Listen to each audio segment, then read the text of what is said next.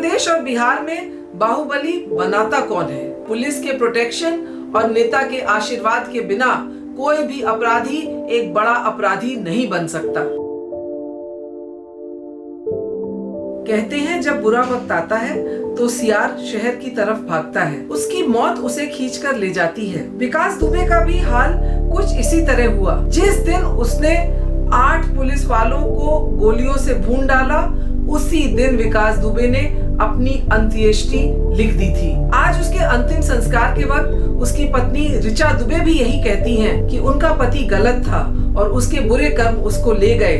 तो फिर नियति पर विश्वास हो जाता है, जैसी करनी वैसी भरनी। ठोक दो पर आज हम तालियां जरूर बजा रहे हैं, लेकिन जब इन गोलियों के निशान हमारे अपनों के दरवाजों पर होंगे तब तक बहुत देर हो चुकी होगी। एक्स्ट्रा जुडिशियल किलिंग्स को संविधान में, हमारे प्रजातंत्र में कोई जगह नहीं दी जा सकती। सुप्रीम कोर्ट का चुप बैठना, इलाहाबाद हाई कोर्ट का रिएक्ट न करना हमारे प्रजातंत्र को पुलिस तंत्र में बदल देगा। 55A ऑफ द CRPC साफ साफ कहता है कि अगर किसी को अरेस्ट कर लिया गया है तो उस आरोपी की अरेस्ट के बाद उसकी प्रोटेक्शन पुलिस की जिम्मेदारी बनती है। DK बसु की गाइडलाइंस भी यही बात कहती है। 2017 से उत्तर प्रदेश में अब तक 119 लोग एनकाउंटर में मारे जा चुके हैं, जिसमें से 74 की इंक्वायरी की गई है, लेकिन किसी भी पुलिस वाले को गलत नहीं ठहराया गया है। 64 केसेस में कोर्ट में क्लोजर रिपोर्ट भी जा चुकी है, जो कि कोर्ट ने मान लिया है। उत्तर प्रदेश और बिहार में बाहुबली बनाता कौन है? पुलिस के प्रोटेक्शन और नेता के आशीर्वाद के बिना कोई भी अपराधी एक बड़ा अपराधी नहीं बन सकता। विकास दुबे को किसका आशीर्वाद प्राप्त था? किस पुलिस अधिकारी या नेता ने उनको क्रिमिनल जगत का इतना बड़ा क्रिमिनल बनाया?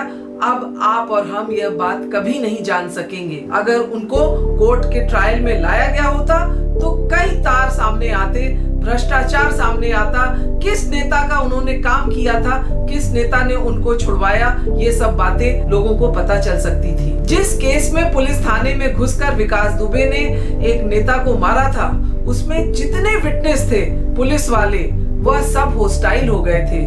उन्होंने अपनी साक्ष्य से मुकर गए थे। आज शायद जब ट्रायल होता तो पता चलता कि उन पुलिस वालों पर किसका कंट्रोल था, किसने मजबूर किया पुलिस वालों को अपना साक्ष्य बदलने के लिए। यही डर उन नेताओं को सता रहा था, उन सीनियर अफसरों को सता रहा था, जिन्होंने जबरदस्ती एनकाउंटर में विकास दुबे को मार गिराया। मशहूर पुलिस अधिकारी जूलियो रिबेरो का कहना है कि अपराध और अपराधी बढ़ते हैं भ्रष्टाचार की वजह से। जब पुलिस नेता और क्रिमिनल का समीकरण बन जाता है तो न सिर्फ ये प्रजातंत्र के लिए घातक है, बल्कि आम आदमी के लिए भी बहुत घातक है। ये क्रिमिनल्स नेताओं को इलेक्शन जितवाते हैं और बदले में नेता इन क्रिमिनल्स को उनके अपराध करने में मदद करते हैं, पुलिस के हाथ बांध देते हैं इन क्रिमिनल्स के क्राइम को रोकने से। अपने हाथों में रखकर नेता पुलिस का कठपुतली की तरह इस्तेमाल कर रहे हैं। इस पर हमें और आपको सोचने की, ध्यान देने की बहुत जरूरत है। अगर सच्चे एनकाउंटर हो रहे हैं तो हम आप उनके साथ हैं, लेकिन किसी को पकड़कर पुलिस हिरासत में गोली मारना, जिसको हम एक्स्ट्रा जुडिशियल किलिंग कहते हैं, वो सरासर गलत है। इस पे सुप्रीम कोर्ट की भी कई गाइडलाइंस हैं। हाल में ही आंध्र प्रदेश हाई कोर्ट ने कहा कि जो भी एनकाउंटर किलिंग्स हो रही हैं, उसमें 302 मर्डर की FIR लिखी जाए, इंक्वायरी की जाए और उसके बाद ही सच्चाई जब सामने आ जाए तब उसको क्लोज किया जाए। साफ दिखाता है कि एक्स्ट्रा जुडिशियल किलिंग्स गैर कानूनी है, एक मर्डर का रूप है और उसके लिए ठोक दो, ताली बजाओ सरासर गलत है।